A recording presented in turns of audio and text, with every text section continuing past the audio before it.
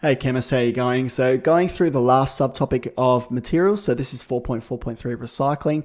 Just a reminder that this video is expected to be used in conjunction with your summary notes. So have the notes beside you, pause at the correct moment, fill in your notes as you go, and you'll get the most out of this video. Just looking at the learning intentions, so this is what we're covering. So this is the last aspect of the course. So looking at recycling, there's some concepts that are introduced in stage one.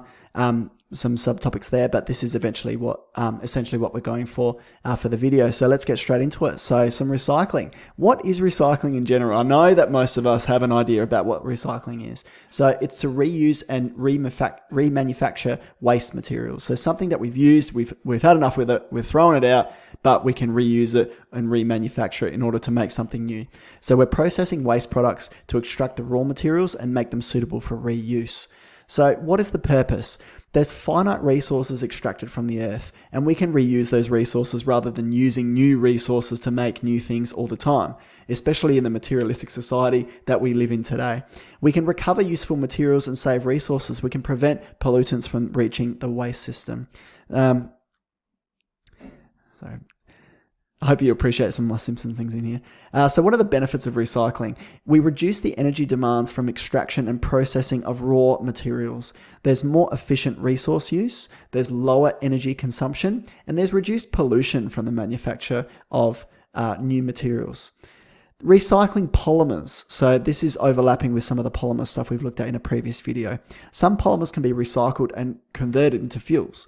Polymer types must be sorted before recycling. This takes a lot of time and energy. So it's encouraged that people use the right bins for things, but even so, even if it's in the recycling bin, we need to sort out the different polymer types because they can't be recycled in the same way.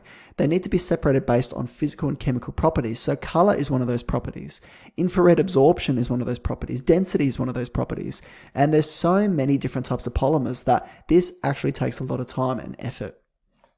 So just a refresher, polymers can be divided into two groups based on how they react to heat. So one class of polymers is thermo-softening polymers or thermoplastics. So those are the ones that have only secondary forces interacting between polymer chains.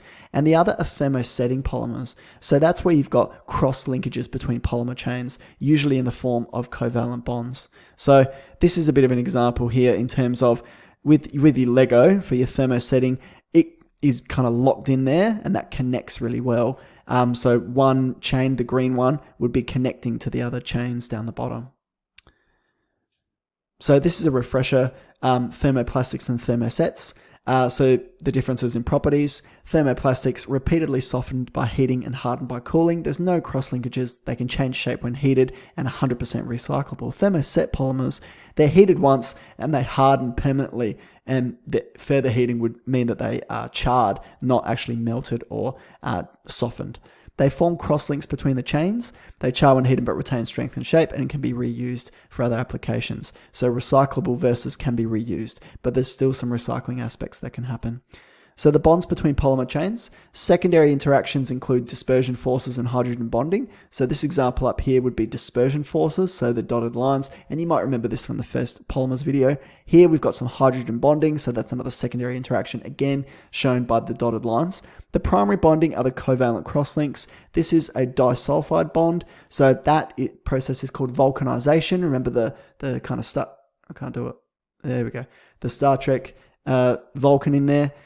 So adding sulfur, high temperatures causes that vulcanization. Remember the car tires, remember Goodyear, so that's where that comes into play. So the bonds between polymer chains, secondary interactions are associated with those types of polymers, the thermoplastics or the thermosoftening polymers. Primary bonding, the crosslinks, that's associated with the thermoset polymers. So just making sure that we've got that concept absolutely locked in. Thermoplastic polymers, so ones without crosslinks, they're easily recyclable. They can be cleaned, ground up, melted, used again to form new materials. The polymer chain does not degrade when melted down. So that polymer chain there, as indicated by a line, that doesn't break down. It's only the kind of secondary interactions that are overcome, and therefore the shape is changed. So chemically, it's not really changing. It's just the structure of the polymer is changing.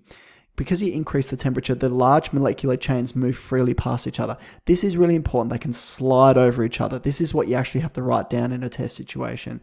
They move freely past each other. Weak interactions between the polymer chains break down at lower temperatures than bonds between monomers.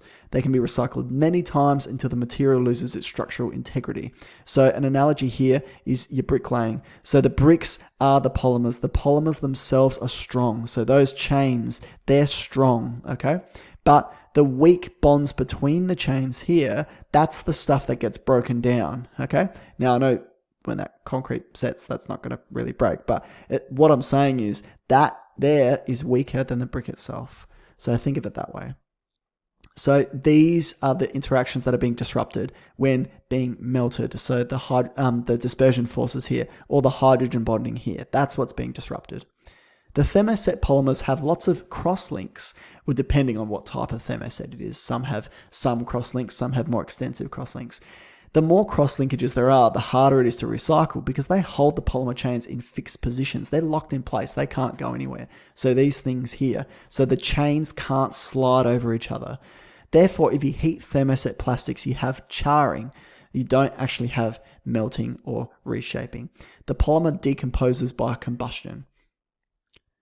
So recycling, the codes help separate polymers. So you see these codes on any plastic product that you use. So you've got the little recycling symbol and you've got the number which associates to the type of polymer that we have. So we've got a bit of an example of the different types. That some of them are very similar, but because they're different polymers made of different monomer structures, they're different to recycle. And you can see here, the bigger the number, the more cross-linkages there are, therefore the harder it is to recycle. So if you've got that code of 6, that's much harder to recycle than PETE, which has the least cross-linkages out of all these different types of polymers. So depolymerization, it's converting the polymer back to the monomers.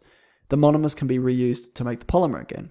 There are different methods of depolymerization and they can make different monomers. So this is PET plastic. So this is the polymer molecule, square brackets aligned with an N indicating that this is the repeating unit and it repeats for N number of times. The N could be hundreds, could be thousands. So that's that plastic molecule. So this is the polymer and we're going to react that with CH3OH, so methanol. And what happens here is we've got a breakdown or a reaction with this monomer. So we've got this kind of part here, this kind of ester link that's broken, and then you've got another molecule being added. So we can see CH3O being reacted here. And what do we end up with? We end up with this ester link here, and we end up with an alcohol or a diol molecule here. So basically we can react and break this up into monomer molecules here. So another way to break down PET is to react with water. Now that water molecule here can be split up and you have a carboxylic acid monomer being produced and you have again this diol product. So recycling metals, this is happening more and more as resources are few and the costs are increasing of extracting these metals. So metals involved include aluminium, lead, zinc, copper, and iron. Less ore needs to be mined if we're recycling, and therefore that's reducing the impact on the environment. Different types of mining have a pretty large effect on the environment. There's fewer emissions, leading to environmental consequences like acid rain.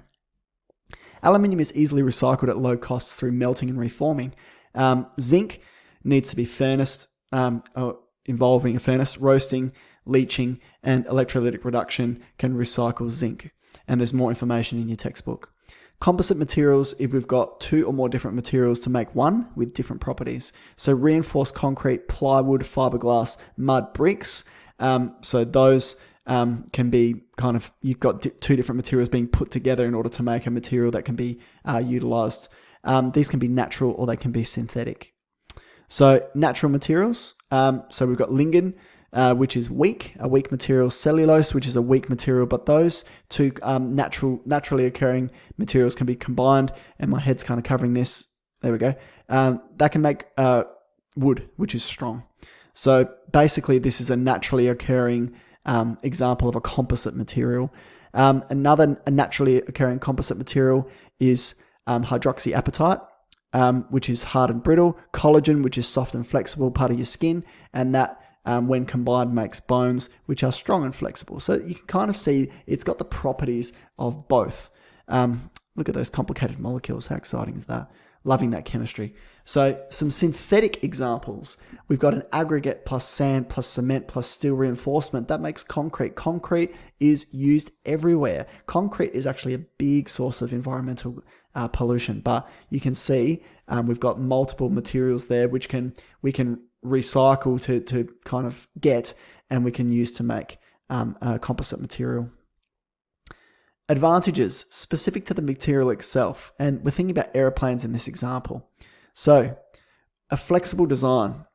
So before I go through this, we'll just look at here, we've got an airplane. So the materials used in the Boeing 787 body, the green is fiberglass, the red is aluminium, the gray is a carbon laminate composite. So look at how much of that plane is being manufactured by a composite material. Carbon sandwich composite material, aluminium, steel, titanium, which is kind of variations of those. And you can see a bit of a pie chart here. We've got 12% composites, 50% aluminium. I think it's 50% composites and 12% aluminium, 20% aluminium.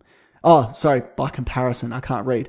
So this is the 787 using 50% composites, so more recycled material.